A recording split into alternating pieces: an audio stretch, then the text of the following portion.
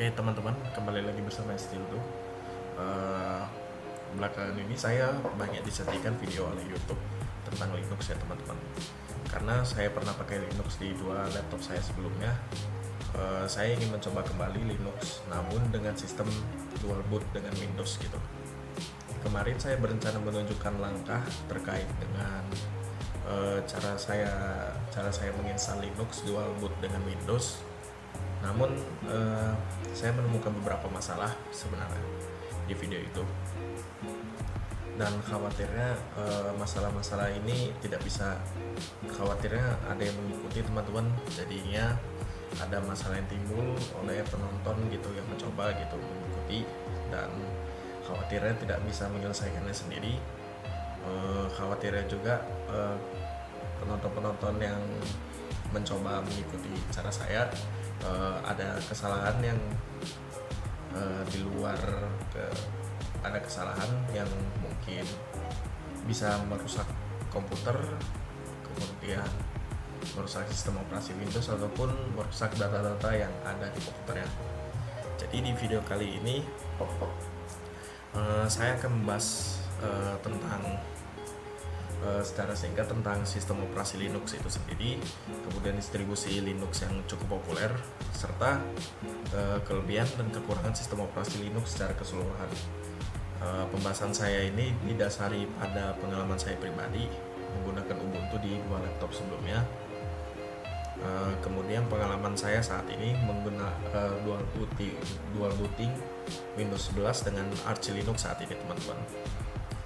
Oke teman-teman, terkait dengan Linux ya teman-teman, secara teknis sebenarnya cuman kernel ya teman-teman. Kernel itu ya intinya sih inti dari sebuah sistem operasi gitu ya.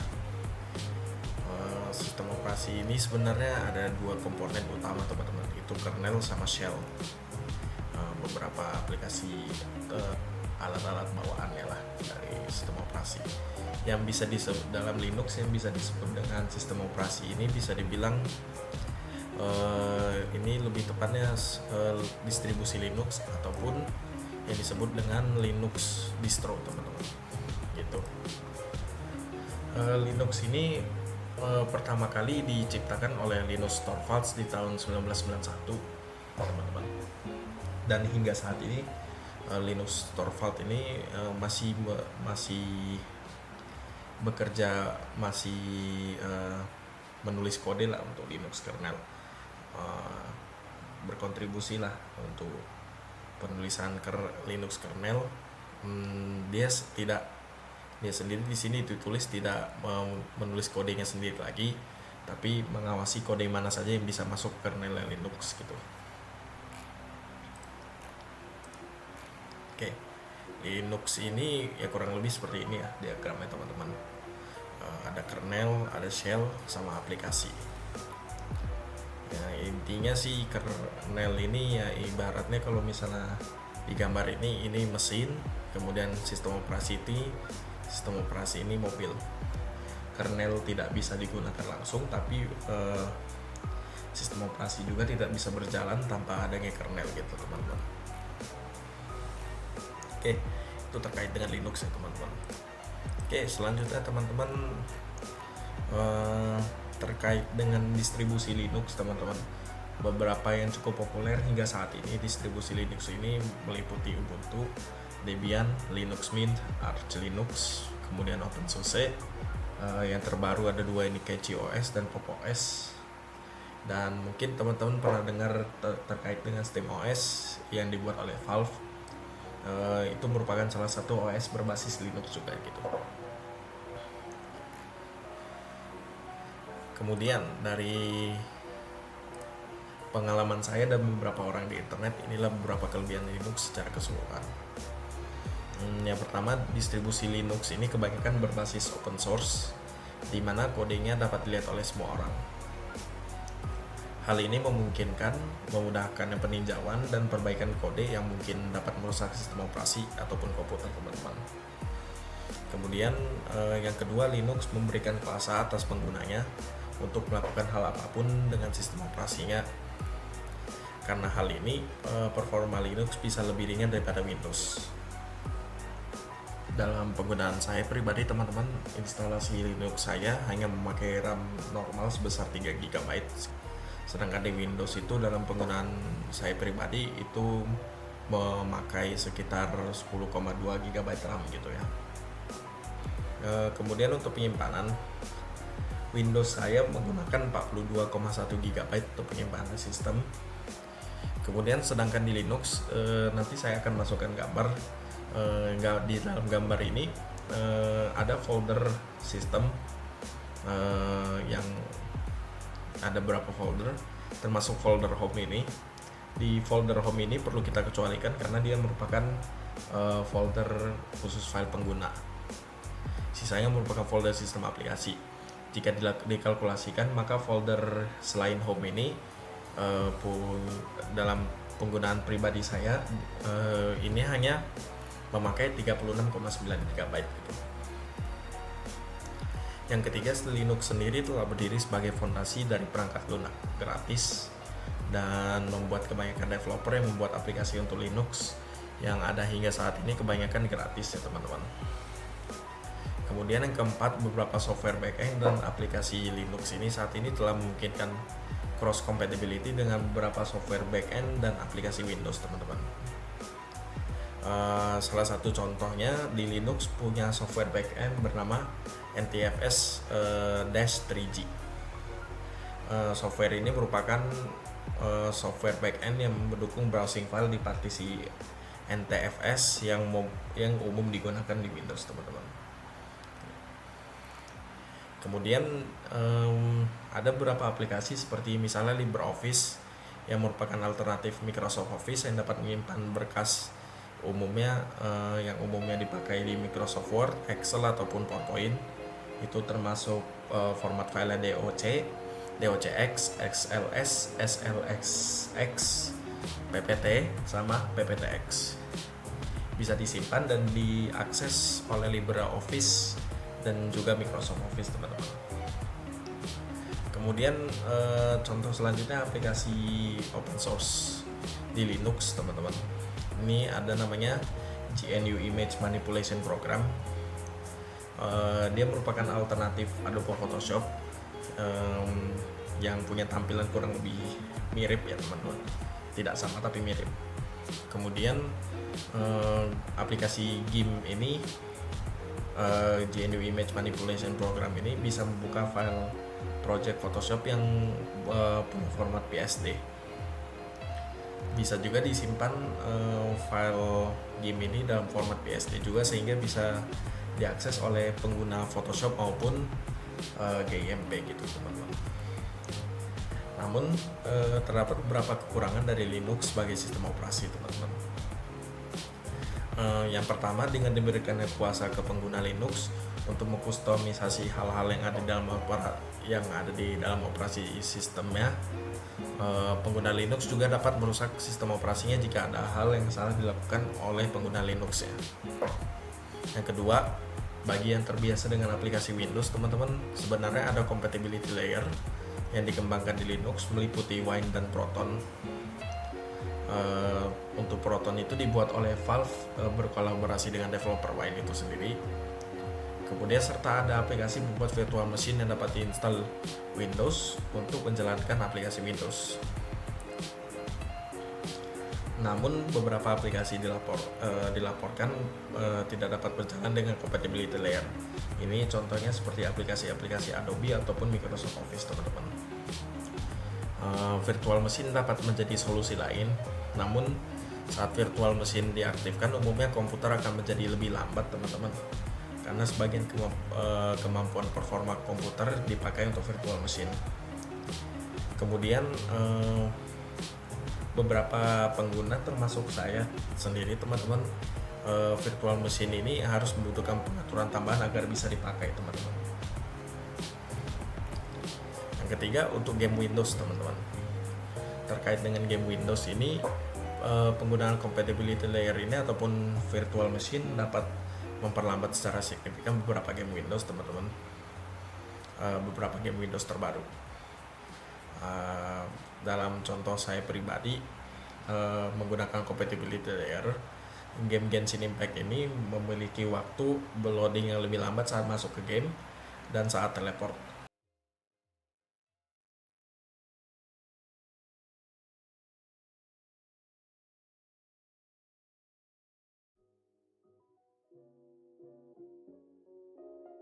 Kemudian dalam pertarungan ada terjadi beberapa kali frame drop.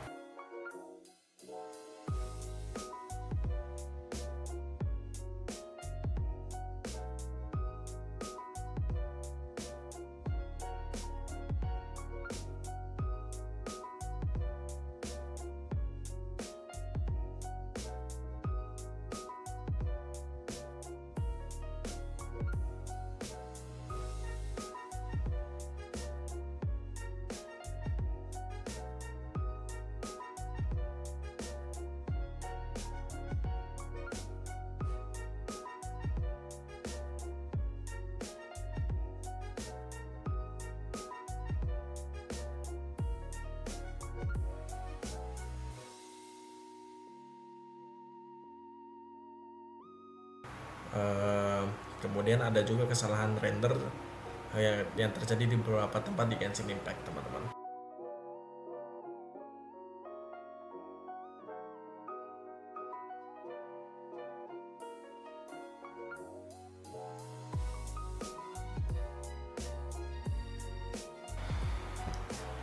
Untuk beberapa game Windows lama seperti CS Condition Zero dan GTA 5 Legacy, ini bisa berjalan dengan lancar tanpa ada masalah grafis yang signifikan, teman-teman.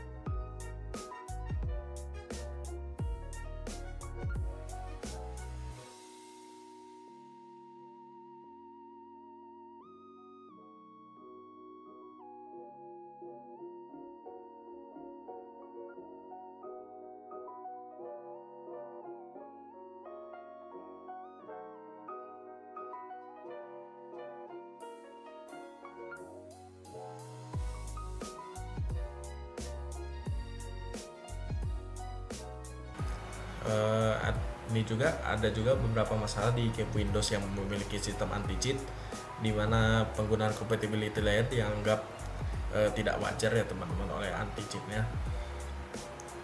Dalam penggunaan saya pribadi, Reverse 1999 menjadi salah satu game yang melakukan yang memiliki anti-cheat semacam ini, dan tidak memungkinkan dibukanya game Reverse 1999 di compatibility layer. Beberapa laporan di internet juga menyebutkan game seperti Valorant, Delta Force, Wuthering Waves, dan Call of Duty memiliki hal serupa seperti ini, sehingga game-game tersebut tidak dapat dimainkan di Linux dengan compatibility layer. Yang keempat,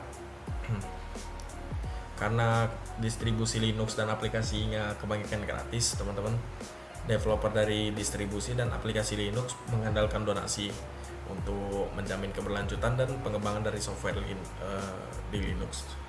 Beberapa sih ada yang dijual, tapi kebanyakan dijual sekali beli saja teman-teman untuk satu instalasi. Jadi umumnya kebanyakan pengguna Linux pasti beli satu kali itu, asalkan tidak ada masalah di komputernya, itu bisa dipakai selamanya gitu. Dalam hal ini berpotensi menyebabkan distribusi dan aplikasi Linux tertinggal dalam beberapa fitur, serta ada kemungkinannya berhentinya pengembangan aplikasi teman-teman. Setidaknya dalam percobaan saya teman-teman, saya mencoba mendownload beberapa file project Photoshop atau PSD untuk dibuka di game.